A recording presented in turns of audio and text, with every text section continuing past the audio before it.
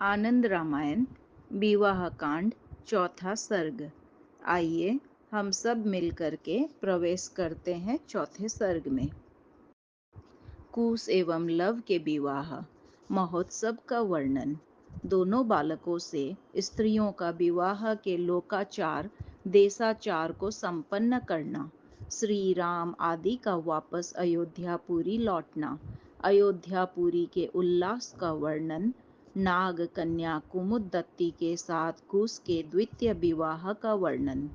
श्री रामदास बोले, विवाह के समय इस प्रकार से मंगल ध्वनि होने लगी। श्री सीता रघुनायकश्च गिरिजा शम्भुर्गणेशस्तथा नन्दीषणमुख लक्ष्मणौ च भरतः कञ्जोद्भव शत्रुहा सर्वे ते मुनयः सुराश्च दितिजास्तीर्थानि नद्यो नदा दिक्पालाः शशिभास्करौ च हनुमान् कुर्वन्तु वो मंगलम। श्री सीता जी, रघुनायक श्री राम जी, भगवती पार्वती, भगवान शंकर, श्री गणेश, नंदी, षडानन, कार्तिकेय, लक्ष्मण, भरत, कमलोद्भव, ब्रह्मा जी, शत्रुघ्न, सभी मुनीश्वर, सभी देवता, दितिपुत्र दैत्य, सभी तीर्थ, सभी नदियाँ और नद, दसों दिक्पाल, सूर्य एवं चंद्रमा तथा पवन तनय श्री हनुमान जी आप सभी का मंगल करे। तदेव लग्नं सुदिनं तदेव ताराबलं चन्द्रबलं तदेव विद्याबलं दैवबलं तदेव सीतापतेर्तस्मरं विधेयम्। वही शुभ लग्न है, वही शुभ दिन है, वही तारा बल है, वही चंद्रमा का बल है, वही विद्या बल है और वही देव बल है। जब जिस समय सीतापति श्री राम जी का स्मरण किया जाता है, इस प्रकार की मांगलिक मंत्र ध्वनि के साथ तथा विविध प्रकार की वाद्य ध्वनियों के होते समय श्री वशिष्ठ जी ने ओम पुण्याहम इस प्रकार कहते हुए उन दोनों दंपतियों के मध्य से अंततः पट वस्त्र को हटाया। तदंतर वशिष्ठ जी ने पानी ग्रहण विधान से उन दोनों कुश एवं लव का लाजा होम आदि समस्त वैवाहिक कर्म भली भांति संपन्न किया। उस समय विवाह मंडप में अनेक प्रकार के श्रेष्ठ वाद्य बजने लगे। नर्तकियां नृत्य प्रस्तुत करने लगी। माघ तथा बंधी जन स्तुति गान करने लगे और उच्च स्वर में प्रशंसा के गीत गाने लगे। उस समय दोनों पक्षों के राजाओं श्री राम तथा भूरी कीर्ति ने अनेक प्रकार के दान दिए। वे दोनों राजा अत्यंत आनंदित हुए। तदंतर वे दोनों कुमार कुश और लव अपनी अपनी स्त्रियों चंपिका और सुमति को अपने साथ लेकर सीता तथा उर्मिला आदि माताओं और अन्य स्त्रियों के साथ भोजनशाला में गए। वहां उन्होंने गौरी महेश्वर का पूजन किया और अग्र सिंचन की प्रक्रिया संपन्न की। तदंतर कुश ने चंपिका के साथ और लव ने सुमति के साथ भोजन किया। उस समय चारों ओर से स्त्रियां उन्हें घेरे हुए थी। शास्त्र का कहना है कि यज्ञोपवीत संस्कार में माता के साथ और विवाह में भार्या के साथ भोजन कर लेना चाहिए। किसी दूसरे के साथ भोजन नहीं करें। यदि करता है तो वह पतित कहा जाता है। मात्रा सहोपनयने विवाहे भार्याया सह अनन्येनैव भोक्तव्यं भुक्तं चेत पतितः स्मृतः।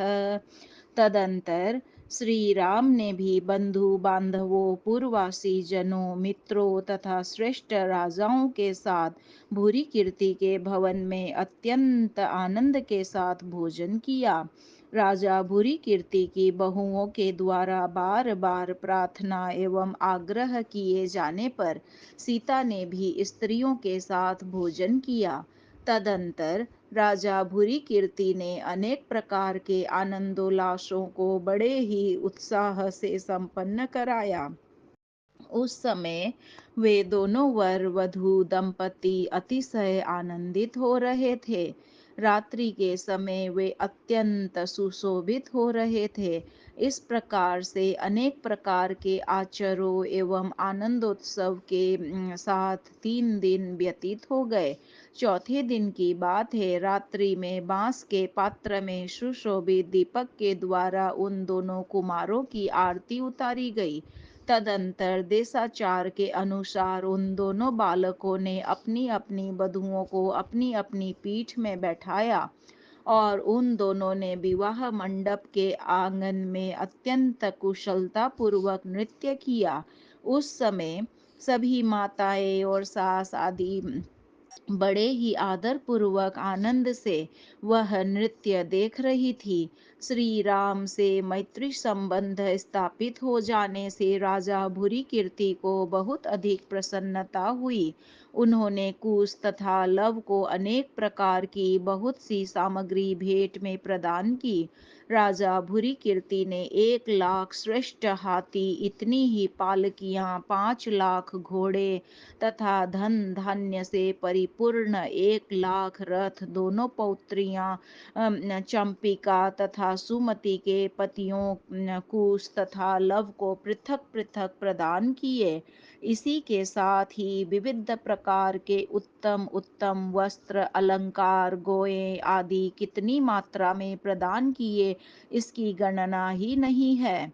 इस प्रकार से राजा भूरी कीर्ति द्वारा सम्मानित किए गए श्री राम श्रेष्ठ हाथियों पर विराजमान अपनी अपनी पत्नियों सहित कुश और लव को साथ लेकर सीता, भाइयों, पुरवासियों, मित्रों, बंधु बांधवों तथा अन्य सभी राजाओं के साथ पूर्व की भांति अनेक गाजे बाजे एवं उत्साह महोत्साह के साथ अपने मंडप में आए। श्री राम ने भूरी कीर्ति की उस नगरी वटपुरी में 1 मास का समय व्यतीत किया और वहां उन्होंने समुद्र में सीता जी के साथ नौका में आरूढ़ होकर अनेक प्रकार की लीलाएं की। तदंतर दोनों बहुओं को लेकर श्री राम ने आनंद पूर्वक अपनी पूरी अयोध्या के लिए प्रस्थान किया। अयोध्या में पुरी की रक्षा के लिए विजय नामक जिन मंत्री को श्री राम ने नियुक्त कर रखा था, उन्होंने जब सुना कि श्री राम का आगमन हो रहा है तो उन्होंने अयोध्यापुरी को पताका, ध्वजाओं तथा तोरणों से सुशोभित कराया। फिर वे एक श्रेष्ठ हाथी पर बैठकर शीघ्र ही श्री राम की अगवानी के लिए चल पड़े।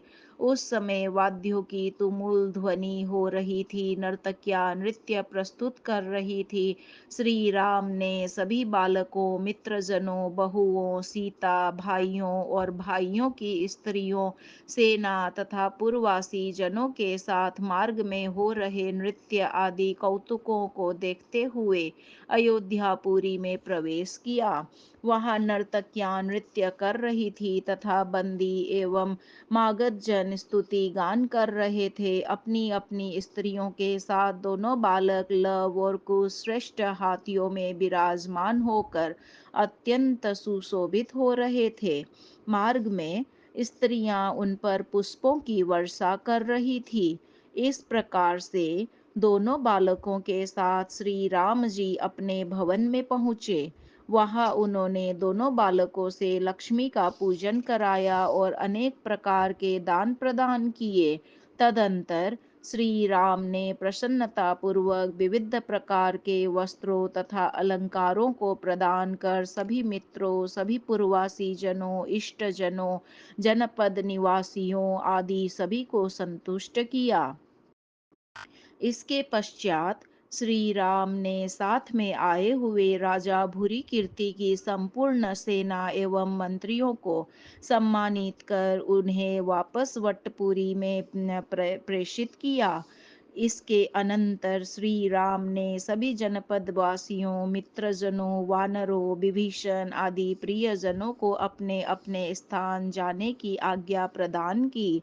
श्री राम द्वारा सम्मानित होकर वे सभी अपने अपने स्थान के लिए चल पड़े। श्री राम भी अपनी वधुओं, पुत्रों, भाइयों, स्त्रियों तथा भाइयों के साथ धर्म पूर्वक चीरकाल तक राज्य करते रहे।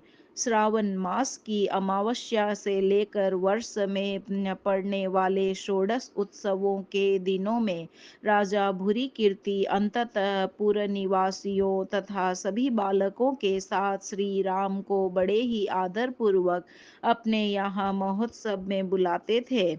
वहाँ राजा भूरी कीर्ति विविध वस्त्राभूषणों तथा अलंकारों द्वारा उनकी पूजा कर और कुछ दिन वहाँ रोक कर वापस भेजते थे।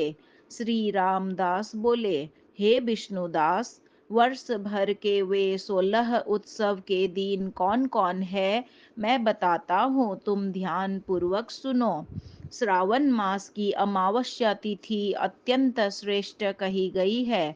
इसी प्रकार भाद्रपद मास की शुक्ल चतुर्थी, अश्विन मास की शुक्ल पक्ष की दशमी अर्थात विजयादशमी, दीपावली के 4 दिन, मार्गशीर्ष मास के शुक्ल पक्ष की पंचमी तथा षष्ठी तिथि, मकर संक्रांति, रथ सप्तमी, हुताशनी, फागुन शुक्ल पूर्णिमा, होलिका दहन तिथि, चैत्र शुक्ल पक्ष की प्रतिपदा तिथि, अक्षय तृतीया, ज्येष्ठ मास की पूर्णिमा तिथि तथा श्रावण मास के शुक्ल पक्ष की पंचमी तिथि अर्थात नाग पंचमी, यह वर्ष भर में पड़ने वाले अत्यंत महोत्सव के पुण्यप्रद दिन है। इन शुभ तिथियों में राजा भूरी कीर्ति श्री राम को सभी के साथ अपने यहाँ आदर पूर्वक बुलाकर उनकी पूजा करते थे। श्री रामदास बोले, हे शिष्य विष्णुदास, इस प्रकार से मैंने श्री कुश तथा श्री लव का विवाह वर्णन किया। जैसे पूर्व में सुना था वैसे ही वर्णन किया है।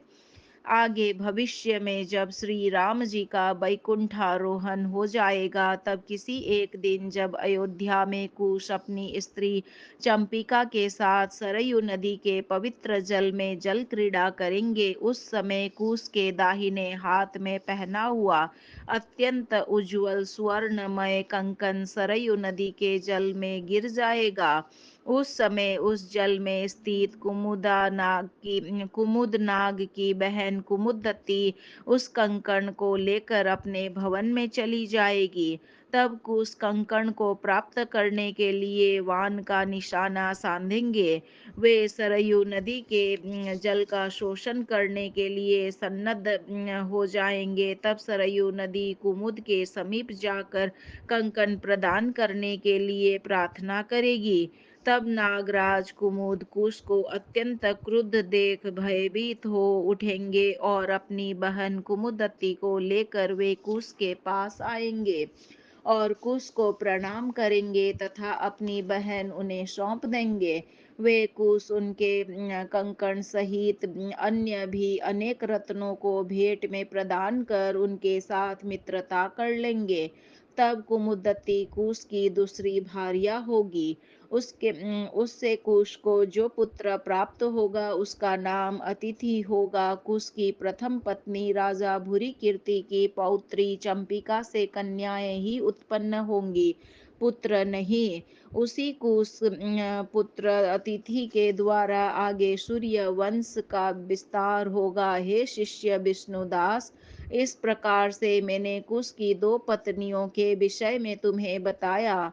इस प्रकार कुश अपने भवन में तथा लव अपने भवन में अपनी अपनी स्त्री के साथ सुखपूर्वक निवास करने लगे।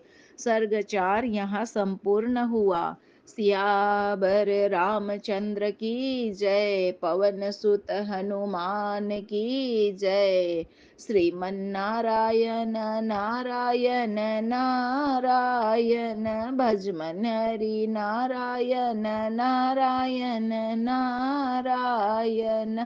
बोलो नारायण नारायण नारायण।